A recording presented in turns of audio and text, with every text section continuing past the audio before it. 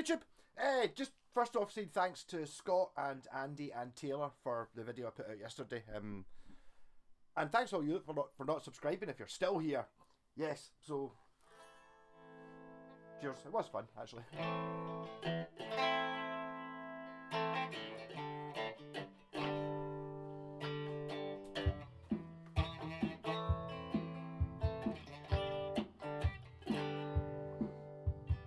What's in the bag? What's in the bag? This bag. What's in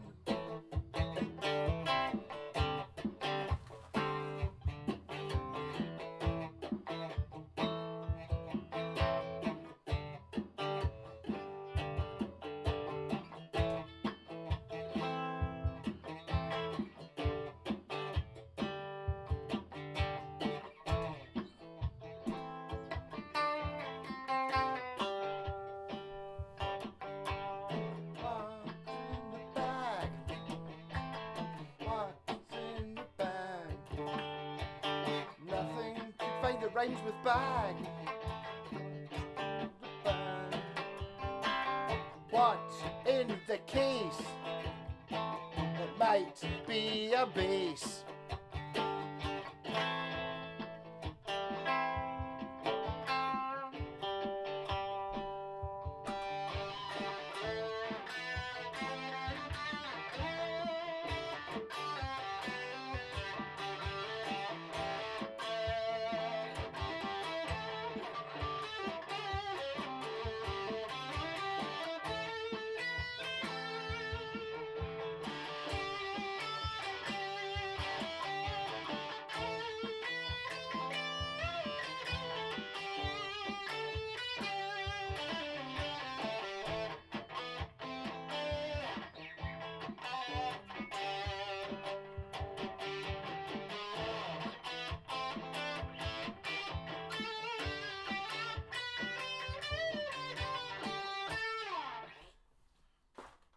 Sorry, I was enjoying playing this guitar too much. One of my favourites. Yeah, so what's in the bag?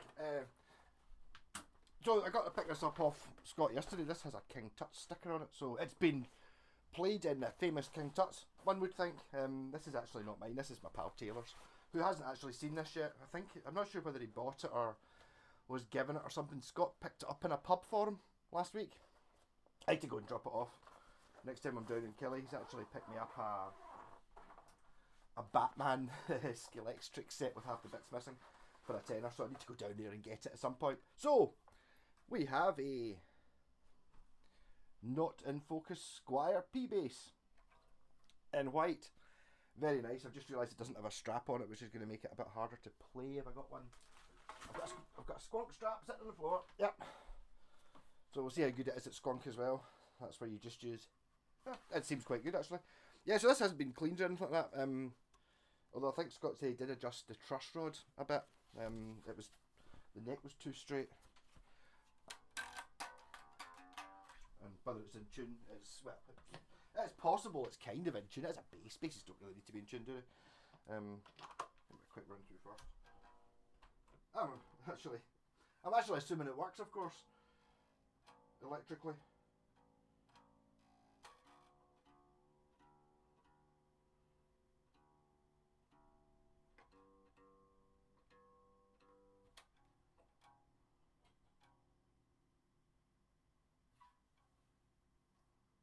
Now to do it manually. Bass. Huh? We're getting no sound at all. Why not?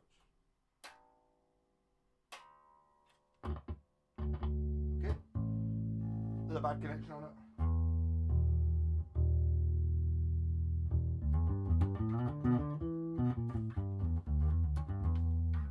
Yeah, so the action's a little bit too low on it. It's right down at guitar shredder level. I don't know. Where's the thing that tells you how high it is? It's like 1.25 mil, which is that's kind of too low. So it needs a wee bit of work, Taylor. We'll leave that for you for the fun. The neck is needs a wee quarter turn off it, I would have said. So this is a YN serial number one, YN70, made in China. But I think need some switch cleaner on the jack as well.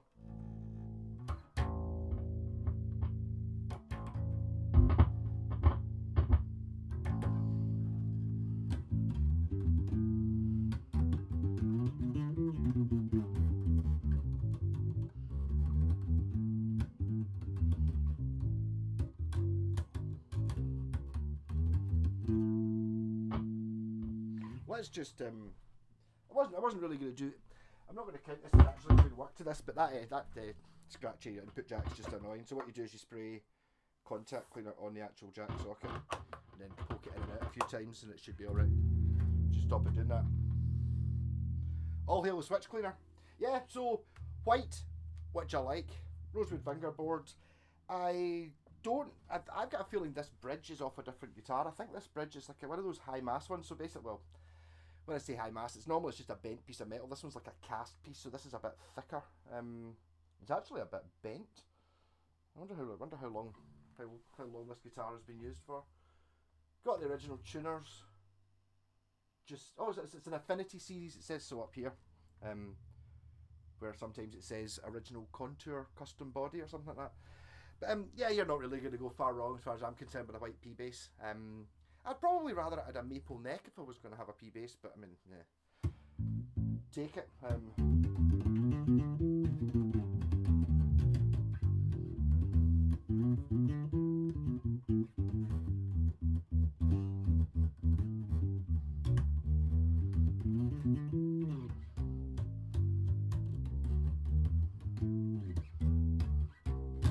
No, I like it immediately. There's nothing not to like really. What would I do to it? I would give it a clean. I'd probably raise these pickups up a slight amount, raise the action up just a bit, and then voila, ready to rock. I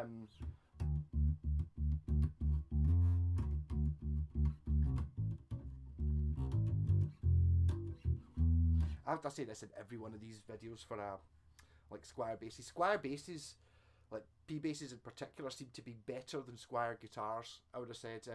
You can sort of tell. You can tell a Squier from a Fender when you play it. You know, it's like even the best Squier, maybe not the Japanese ones, but you know, like any modern one, you can tell it's not.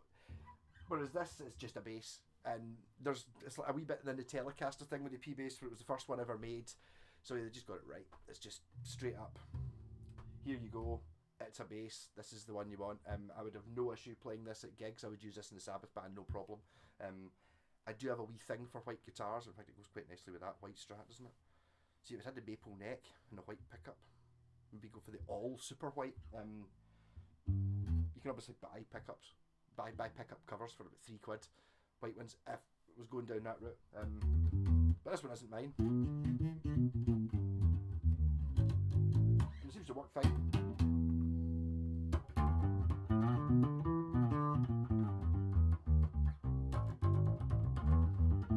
It's ever so slightly spanky, but that's just because the action's down pure low. I mean, it's pure.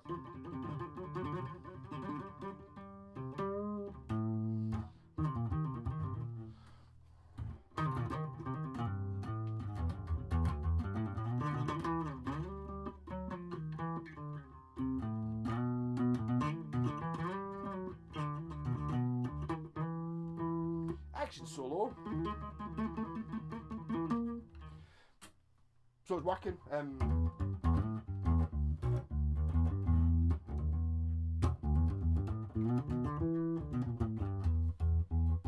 So it's not really much of a review. It's like there is this as a Squier Affinity YN serial number. The YN, I was told before, I had a YN serial number Strat that I turned into the Strat AT-AT Ocaster, where I painted it to look like the AT-AT driver from Star Wars.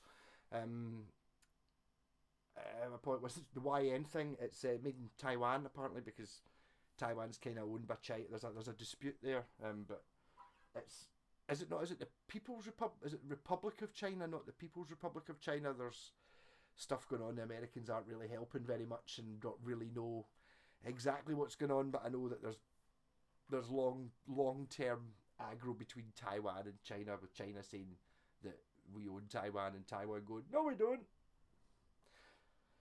Not going to get political. I don't understand what's going on. But basically, people are bastards all over the place. It doesn't matter where you're from, and I'm sure there's bastards involved there somewhere on one of the sides or both sides or everyone. Yep. So I mean, it's got a P-base type neck on it. Maybe a wee bit thinner. I don't think this is. It doesn't feel it. Like you get basically you get the two Fender necks of the P-bass and the Jazz bass, and this one's a 40. Yeah, so I think it's 42 and 40 mil. So 42 for the super wide nut on a P-bass, and 40 mil for the really, really, really skinny one. So it's like 2 mil different for it on a Jazz bass. I prefer the P-bass one myself, maybe because I've got bigger hands or something, or maybe just because that's what I'm used to. But I would have no issues playing. There's quite a lot of dents and dinks on it. It's obviously been a well-used bass, but none of these actually affect the function of it. Fretboard's a bit manky. Frets are all good. A wee bit of scuffing, but I mean, a bit of polish will get it. Maybe a very light skimming to get them back to new. But we're all there, all good, and I'll play.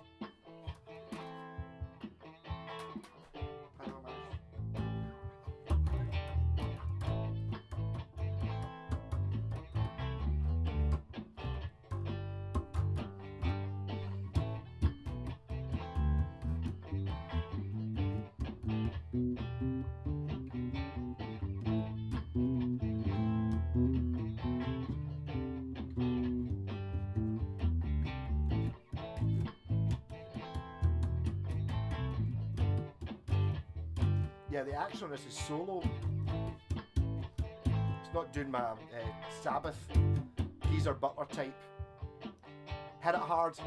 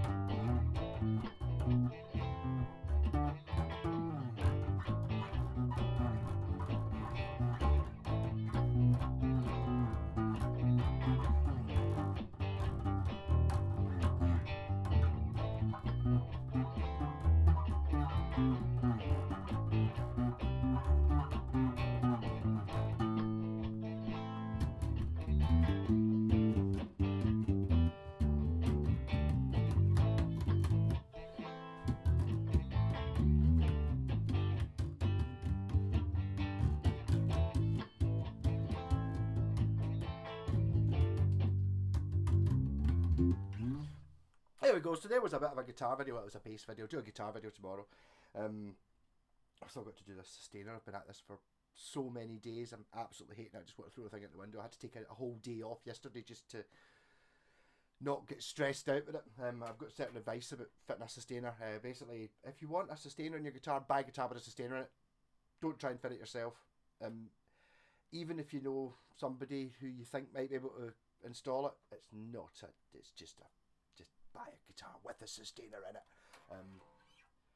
I've fitted a couple, and it's just a nightmare.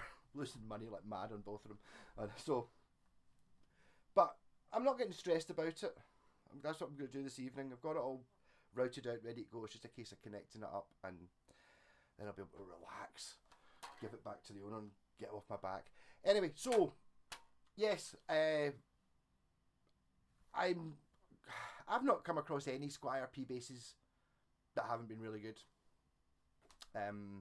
Like obviously if it's got a snap neck or someone's been attacking it with a hammer or something, yeah, it might not be very good. But assuming there's nothing major happened to it, they're totally great. I don't know how much a square P base costs these days. I'd imagine. I had a tendency to think they were maybe like 100, 110 quid, but I think that was 20 years ago. They're probably nearly 200, 180, 200, something like that. But I mean, kind of don't need anything else. I wouldn't really. I mean, as I said, I would gig this as it is. Well, I would raise the action a little bit, give it a clean.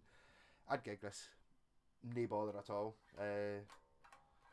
And maybe if you're wanting lots of variation, I was talking to a chap the other day, and he's like, "We're looking at a bass. It's got 4 pickups in it and all this," and you're like, obviously I like a guitar that does lots of sound, but a bass, I just want the P bass sound. I like the tone control now, so you get slightly too spanky, and then if you put it all the way down a wee bit, just slightly too muffled, just put it up a wee bit. It's different on every tone knob, but there.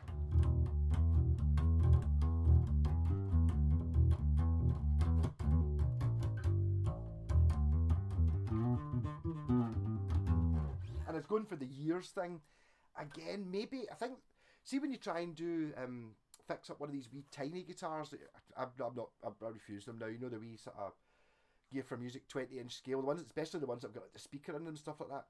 It is possible to make them play, but you have to be so accurate cutting the nut, and your intonation has to be absolutely bang on, and it has to be perfectly in tune, and the neck has to be absolutely perfect.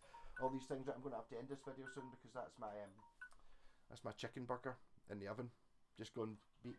I think to a certain extent, because everything's reduced size, has to be more accurate. On a bass, because it's bigger than a guitar, you don't have to be as accurate. You know, you can sort of play a bass as long as, even from, I could get away with it at this action, which is too low, but even slightly high action, you know, it's like there's more leeway to be in tune and stuff like that. You know, you don't need to be as accurate with the nut. You don't need to be as accurate with the to get a decent and playable bass. But I mean, saying that, this is how I had my basses set up before I joined the Black Sabbath band. We're kind of sort of like this, because I was just playing in the house, as you do. And then when I joined the band, it was like pure, I was sitting there going, right, here we go. And when you're playing Black Sabbath, you have to hit the strings hard and play loud as thunder. So the strings were hitting off the pickups, and they were fretting out. And it was like pure, right. So basically, any bass I had to do when I joined that band was I'd go in and undo the truss rod to get some relief in it, raise the action up a little bit, and sink the pickups into the body so I could play it hard. So here's your bass, Taylor, and it's not shit at all. It's an amazing bass. Okay, it's got some dinks in it, and you could do with a clean, and slight, a wee bit off the truss rod. It's not pure unbearable, a wee bit off the truss rods, and I think maybe if you took a wee bit off the truss rod, it would maybe raise the action up just a wee bit, and it'd probably be fine. It's not just on the edge of spankiness, but on the edge of spankiness over the entire fretboard, which implies it's not high frets or anything warped or bent. Now, if your guitar's basically buzzing on every fret, that's likely to be something wrong with the neck angle, or your action's just too low, as opposed to, you know, I'm getting a terrible buzz on the 5th fret only. It's probably something wrong with the 5th fret, but if it's kind of just evenly all over the board, then it's more likely to be here or here. Anyhow, P basses, love them. Not very many P basses I've come across I don't actually like. It's kind of similar with Telecasters. It's not, I mean, why? I don't know. They're so simple. It's so well designed and simply thought out. And the principles are there that doesn't have to be. However it works. Rocking. Catch you later.